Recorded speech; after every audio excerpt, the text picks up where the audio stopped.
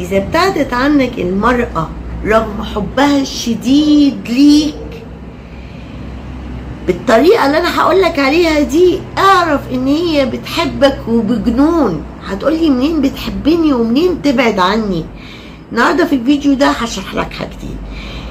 ازاي رغم حبها الشديد بعدت عنك ليه، ولو اتصرفت بالطريقة دي وبعدت عنك بالطريقة دي ده أكبر إثبات إن هي بتحبك بجنون. هو ده موضوع الفيديو بتاعنا النهاردة.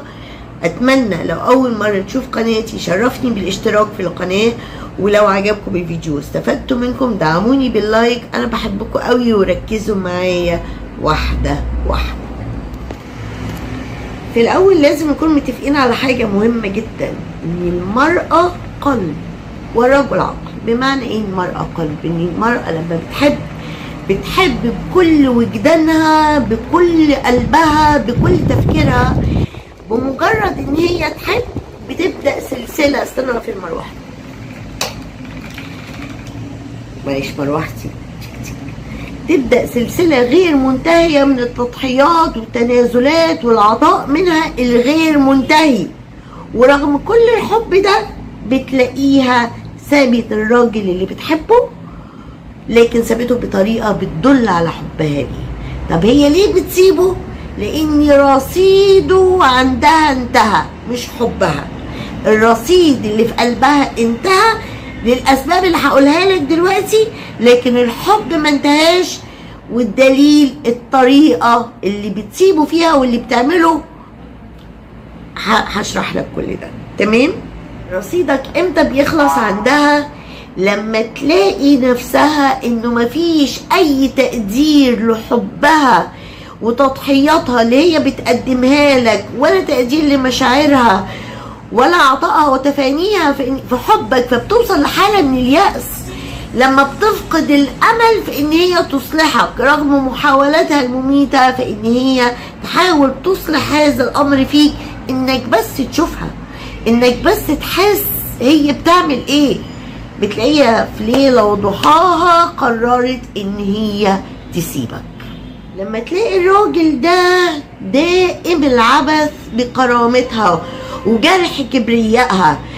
غلطان اللي بيقول ان مفيش حاجة اسمها كرامة في الحب. اللي بيحب بيحافظ على كرامة شريك حياته. فلما بتلاقي الراجل ده بيهنها عاطل مع باطل لا يهتم، والاساليب كتير جدا لده. لما تلاقي عنده جمود، شوف خلي بالك انت ليك دخل كبير جدا في ان رصيدك ينفذ عندها.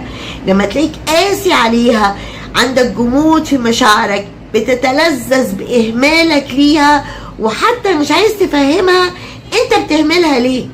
يعني في مواقف لازم تنطق، لازم تقول. ربما هي لا تدرك سبب اهمالها ليك، اهمالك ليها، وبتتلذذ بده. فده من الامور اللي بتخلي رصيدك يخلص عندها، وما تفكرش ان هي تعاود الحياة معاك رغم حبها الشديد ليك. تمام؟ بينفذ رصيدك عندها لما بتجرح انوثتها. يعني الانوثه دي اهم شيء المراه بتملكه. فهي لما تحس ان هي مش ماليه عينك، انت مش شايفها انثى، انت بتعيب عليها، على جسمها، على طريقتها، على اسلوبها، ودي اكتر حاجه ممكن تضيع رصيدك تماما عند المراه. الكارثه بقى انك تخونها. يعني تيجي بقى تخونها، يعني هي ملهاش اي قيمة عندك كشريكة للحياة تستحق منك انك تحارب نزواتك. يعني كل راجل ممكن لانه ضعيف قدام الجمال مع قلة الدين انه يقع فريسة لنزواته، لكن الراجل لما يكون بيحب فيه امرأة في حياته غالية قوي عنده بيحارب نزواته. فلما تلاقيك استسلمت لنزواتك، لما تحس انك بتستغلها سواء على المستوى المادي او النفسي والمعنوي، فتلاقيها بتفضل ان هي تبعد عنك قبل ما تفقد احترامها ليك، عشان هي حتى مش قادرة ان هي توصل لدرجة ان هي ما بتبقاش تحترمك من كتر ما هي بتحبك. لكن اول ما بتفهم انك تستغلها هي بتبعد تماما. يعني شوف تأمل كده، لما تلاقيها بتحس دايما بخيبة الامل، دايما عامل لها احباط، دايما انت مش على المستوى اللي هي متوقعه منك. لما تلاقيك راجل ما عندكش طموح وهي ست عندها طموح وعندها واقف مكانك، ما بتتحركش، ما بتفكر جبلة يعني، ما عندكش اهداف لحياتك، فتفضل ان هي تبعد عنك عشان ما تأخرهاش في حياتها، لانك انت عكس يعني سرة الراجل. يعني ادام هي طموحة يبقى هي بتتمنى رجل طموح، فرغم حبها ليك هي بتبعد.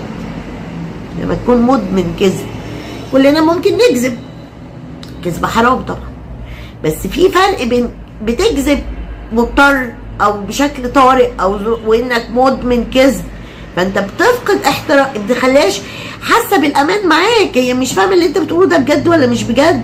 مع الوقت هتلاقيها بتفضل ان هي تبعد عنك.